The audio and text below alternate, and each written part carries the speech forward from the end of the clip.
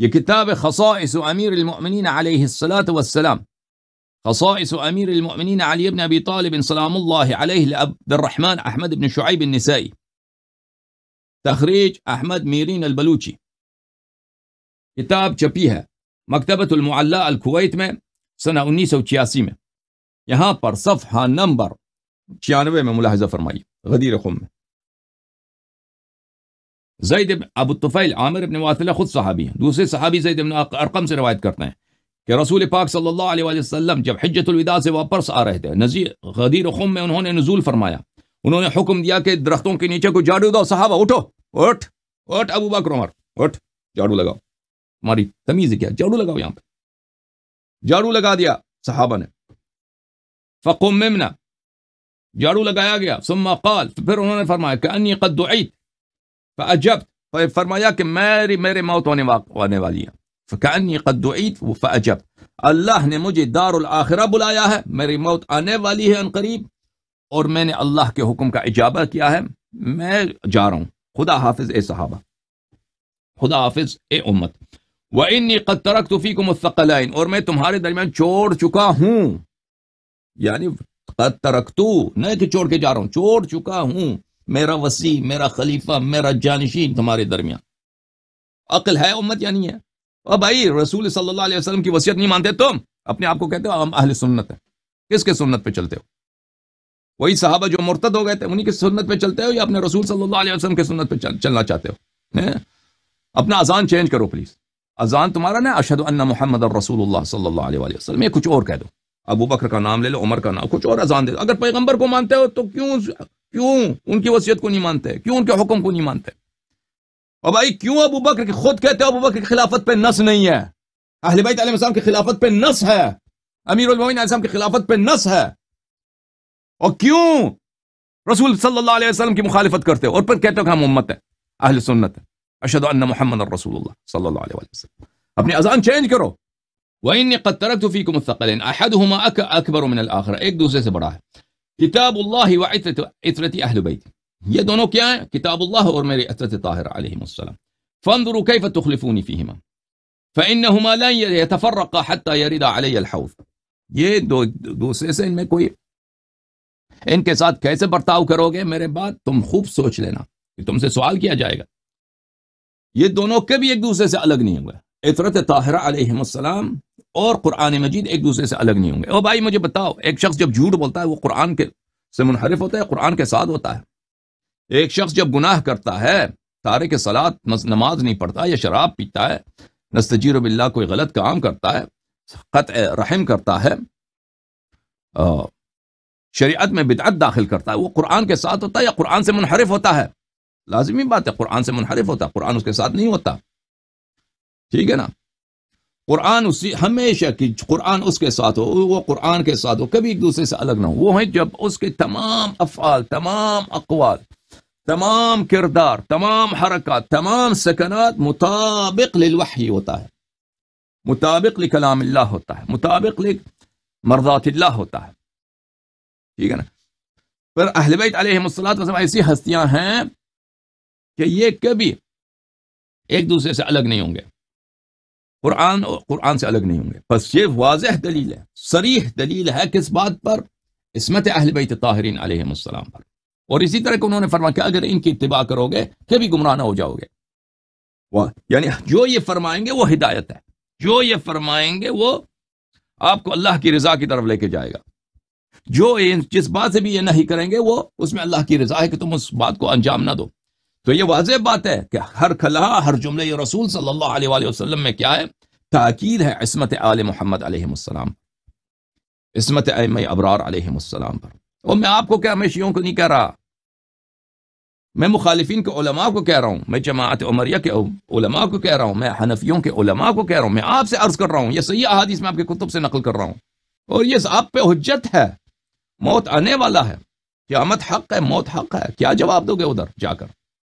تم نے سنا کہ رسول پاک صلی اللہ علیہ وآلہ وسلم کے سچے خلفاء ہیں اور جھوٹے خلفاء ہیں، اور تم نے ہمیشہ جھوٹے خلفاء کی اتباع کی، تم نے ہمیشہ بدعتی خلفاء کی تکریم کی ہے اور توقیر کی ہے اور تعظیم کی ہے۔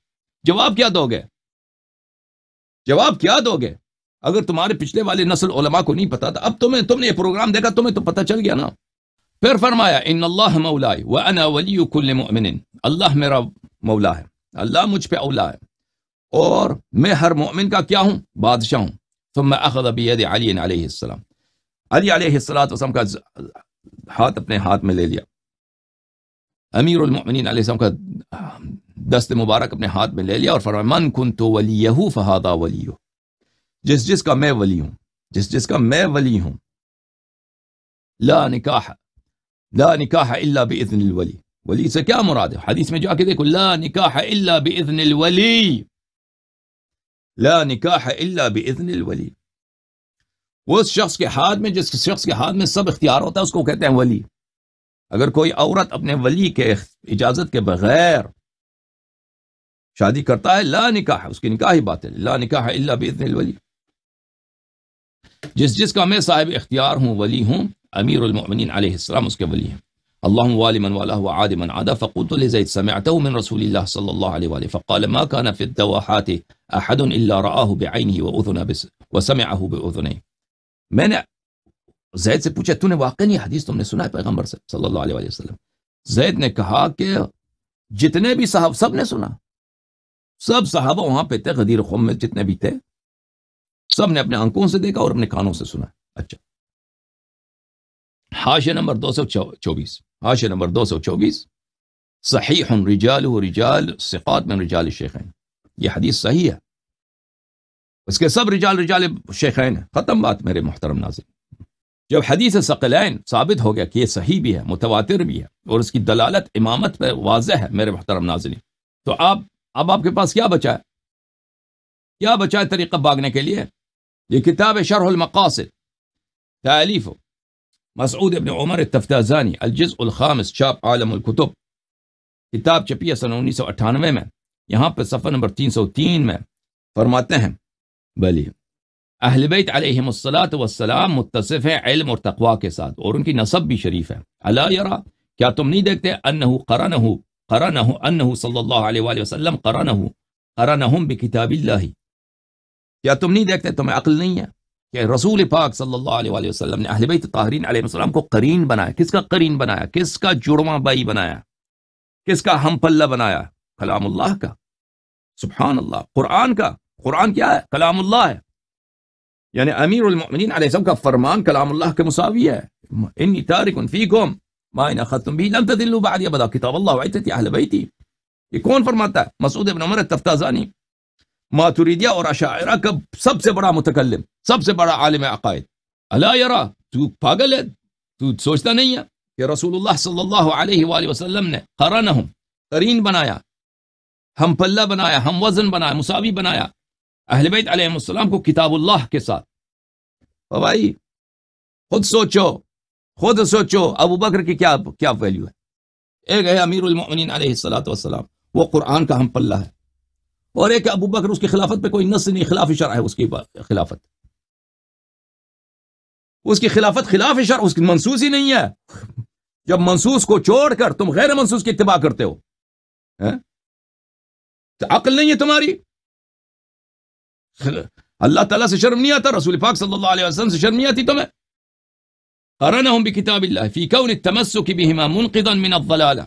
رسول پاک صلی اللہ علیہ وسلم نے فرمایا کہ علی علیہ السلام، امام حسن علیہ السلام، امام حسین علیہ السلام، فاطمہ الزہرا سلام اللہ علیہا، اہل بیت طاہرین علیہم السلام، یہ قرآن کے مساوی ہیں، کہ جس طرح قرآن کی اتباع واجب ہے، اسی طرح ان کے اقوال کی تصدیق اور اتباع واجب ہے، کہ اگر ان کی اتباع کرو گے، ان کی اتباع قرآن کی طرح منقذ من الضلالہ ہے، ضلالت سے، گمراہی سے آپ کو نجات دے گا۔ ولا معنی للتمسک بالکتاب الا الاخذ بما فیہ من العلم والہدایہ۔ تمسک قرآن سے کیا مراد ہے؟ تمسک قرآن سے کیا مراد ہے؟ کہتا ہے قرآن سے تمسک کا مطلب ہی یہ، اس کے علاوہ کچھ بھی نہیں ہے، کہ قرآن میں جو علم اور ہدایت ہے اس پہ عمل کرو، اس کو قبول کرو، تصدیق کرو۔ اخذ قرآن، تمسک قرآن، اخذ بالقرآن سے کیا مراد ہے؟ کہ یعنی قرآن میں جو علم ہے، جو ہدایت ہے، جو فرامین ہے، اس کو قبول کرو، اس کی تصدیق کرو، اس پہ ایمان لاؤ۔ اچھا، فکذا فی العطرہ، یہی حکم عطرت میں بھی ہے، یہی حکم عطرت کا بھی ہے۔ عطرت کا سید و سالار کون ہے؟ امیر المؤمنین علی علیہ السلام، امام حسن علیہ السلام، امام حسین علیہ السلام، یہ صریح ہے ان کی امامت پر، یہ صریح ہے ان کے امامت پر.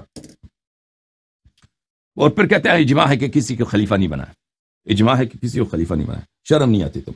یہ کتاب شرح الشفاء للقاضی عیاض الیحسبی، شرح القاضی ملا علی الہروی الحنفی المکی، الجزء الثانی، چاپ دار الکتب العلمیہ. یہ کتاب چھپی ہے سنہ 2001 میں بیروت لبنان میں. صفحہ نمبر 83 میں حدیث ہے انی تارک فیکم ان اخذتم به لن تذلوا کتاب اللہ وعزتی اہل بیتی. اس حدیث کو نقل کرنے کے بعد اس کی شرح میں فرماتے ہیں فالتمسك بالقرآن التعلق بأمره ونهيه واعتقاد جميع ما فيه وحقیقته.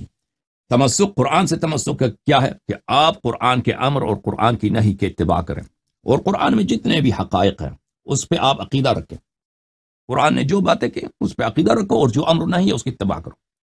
والتمسک بالعطرہ محبتهم ومتابعة سیرتهم. عطرت سے، عطرت طاہرہ علیہم الصلوۃ والسلام سے تمسک کا کیا مطلب ہے؟ تمسک کا مطلب یہ ہے کہ ان سے محبت کرو اور ان کی سیرے پہ چلو، ان کی اطاعت کرو، ان کی بات مان لو.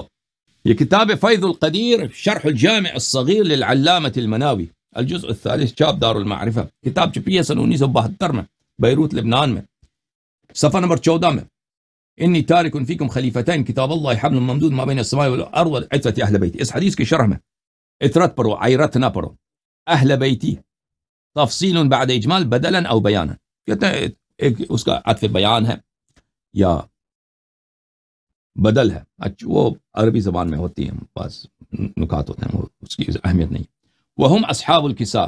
اہل بیت عطرت کون ہے؟ یہ کہتے ہیں اصحاب کساء ہیں. اس سے مراد اہل بیت سے مراد اصحاب کساء ہیں جن پہ رسول پاک صلی اللہ علیہ وسلم نے کملی ڈالا ہے اور آیت تطہیر کی تلاوت فرمائی ہے. وہ ہیں الذین اذهب اللہ عنہم الرجس وطہرہم تطہیرا. حدیث کا مطلب کیا ہے؟ ان اعتمرتم بأوامر کتابہ وانتہیتم بنواہیہ اہتدیتم واہتدیتم. حدیث کا مطلب کیا ہے کہ اگر تم اہل بیت اور قرآن کی اطاعت کرو گے تو کبھی گمراہ نہ ہو جاؤ گے. حدیث کا مطلب یہ ہے کہ اگر تم قرآن کے اوامر کی اطاعت کرو اور قرآن کی نواہی سے دور رہو، قرآن نے جو نہی کیا نا اس سے اجتناب کرو. وَاحْتَدَيْتُمْ بِهُدَى عِطْرَتِي، اور میرے عطرت علیہم الصلاۃ والسلام سے ہدایت اخذ کرو، ان کی ہدایت پہ چلو، ان کی تعلیمات پہ چلو. یہ کس سے فرمایا ہے؟ پوری امت سے فرمایا ہے. ابو بکر عمر اس امت سے نہیں ہے، تو پھر ابو بکر عمر کا کیا فریضہ ہے کہ وہ غلام کی طرح، نوکر کی طرح، چاکر کی طرح، ذلیل بندے کی طرح اطاعت کریں اہل بیت طاہرین علیہم السلام کی. ان کی امامت باطل ہے، خلاف النص ہے، خلاف النص ہے اس کی امامت. ابو بکر کی امامت، کس کی امامت ثابت ہے؟ اہل بیت طاہرین علیہ السلام کی امامت ثابت ہے. انہوں نے یہ کام نہیں کیا، انہوں نے یہ نہیں کیا، اہل بیت علیہ السلام کی اطاعت نہیں کیا. اور رسول پاک صلی اللہ علیہ وسلم نے کیا فرمایا کہ اگر اہل بیت علیہ السلام کی اطاعت کرو گے، اتباع کرو گے تو تمہیں نجات ہوگی. تو انہوں نے اتباع نہیں کیا تو لازمی طور پر وہ بدعتی ہیں اور وہ گمراہ ہیں. وَاقْتَدَيْتُمْ بِسِيرَتِهِمْ اهْتَدَيْتُمْ فَلَمْ تَضِلُّوا وَاحْتَدَيْتُمْ بِهُدَى عِطْرَتِي وَاقْتَدَيْتُمْ بِسِيرَتِي اهْتَدَيْتُمْ فَلَمْ تَضِلُّوا. اگر تم میری عطرت طاہرہ علیہم الصلاۃ والسلام کی ہدایت پہ چلو، اهْتَدَيْتُمْ بِهُدَى عِطْرَتِي، اور ان کی سیرت پہ اقتداء کرو، اگر یہ کرو گے تو ہدایت پاؤ گے اور گمراہ نہ ہو جاؤ گے. ٹھیک ہے نا؟ اچھا میرے محترم ناظرین، ابو بکر کی خلافت، موضوع کیا ہے؟ ابو بکر کی خلافت. ابو جماعت عمریہ کے اعاظم اور اکابر کے میں نے اقاویل آپ کو دکھا دیا. اس کے علاوہ میں نے پچھلے حلقات میں خود ابو بکر عمر ان کے اپنے اعترافات دکھائے تھے کہ اس ابو بکر عمر کی خلافت پہ کوئی نص نہیں ہے.